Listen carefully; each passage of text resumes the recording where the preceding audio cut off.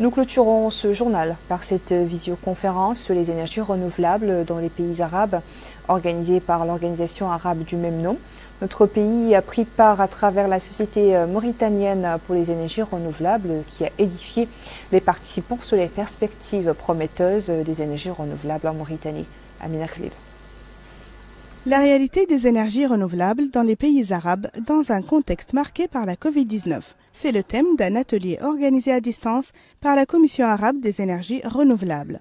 En marge de cette réunion, l'initiative du président de la République visant à développer la centrale de production de l'hydrogène vert était fortement présente au niveau des travaux de ce colloque. Surtout que notre pays compte exporter de l'hydrogène vert et ses dérives aux marchés internationaux.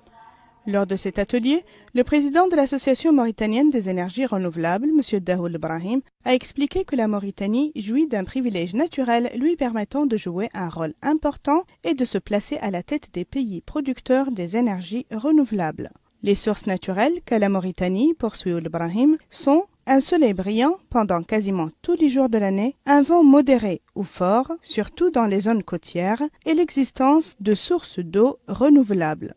Il a ajouté que l'accord signé entre notre pays et la société américaine CWP visant à construire une centrale d'hydrogène vert était une décision patriote par excellence. Une décision qui accordera à notre pays un changement réel dans la production de l'électricité et par conséquent sur le plan économique et développemental. Enfin, M. Dahoul Ibrahim a affirmé que ce genre de macro-projet contribuera au renforcement de la valeur ajoutée locale et à la création de nouveaux secteurs économiques.